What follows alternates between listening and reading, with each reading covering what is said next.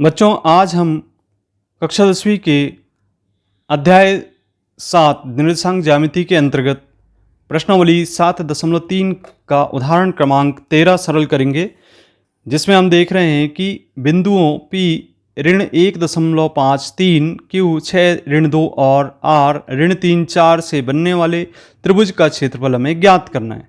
तो जैसा कि हमें यहाँ पे ज्ञात है, हम यहाँ पे लिखेंगे ज्ञात है।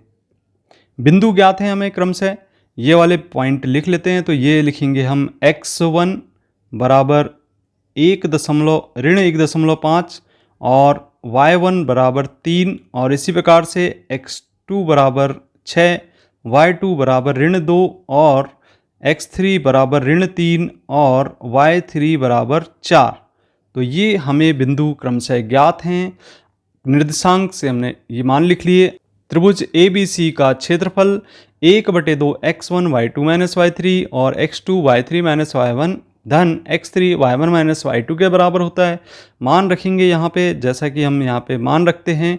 तो यहाँ पे हम लिखेंगे 1/2 x1 का मान यहाँ 1.5 है ऋण में, तो यहाँ लिखेंगे ऋण 1.5 कोष्टक में, और y2 का मान लिखेंगे तो यहाँ पे -2 और y3 का मान -4 लिखेंगे, धन x2 का मान जैसा कि हम देख रहे हैं यहाँ पे 6 हमें ज्ञात है और y3 का मान यहाँ से हमें 4 ज्ञात है। जैसे y1 का मान हमें यहाँ पे 3 के बराबर ज्ञात है, धन x3 का मान चूंकि -3 हमें ज्ञात है और y1 का मान जैसा कि हम देख रहे हैं यहाँ पे 3 के बराबर ज्ञात है और y2 का मान यहाँ पे हमें -2 के बराबर ज्ञात है। तो ऋण का ऋण में गुणा होकर धन 2 प्राप्त हो जाएगा।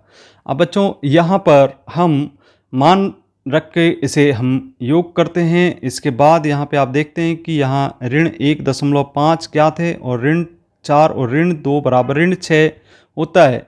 इसी प्रकार से यहाँ पे हम लिखेंगे धन 6, 4 में से 3 घटाएंगे 1 बचेगा, और इसी तरीके से यहाँ पे धन का चिन्ह लगाएंगे और कोष्टक में ऋण 3, 3 और 2 5 हो जाएगा। अब बच्चों, इसे हम आगे सरल कर लेते हैं। तो सरल करने पर हम पाते हैं कि यहाँ पर 1/2 और ऋण 1.5 का ऋण 6 में जब गुणा करते हैं तो यहाँ पे 9 प्राप्त हो जाता है, और 6 का 1 में गुणा करेंगे तो 6 हो जाएगा, और इसी तरीके से 5 या 15 ऋण में प्राप्त होगा। इस प्रकार से हम इसे लिख लेते हैं।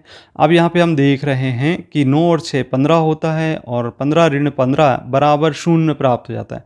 तो बच्चों, यहाँ पे हम देख रहे हैं कि ये जो मान हमें प्राप्त हुआ है 0 के बराबर प्राप्त हुआ है, और हम ऐसा कोई भी त्रिभुज प्राप्त नहीं कर सकते हैं जिसका कि क्षेत्रफल 0 होता है।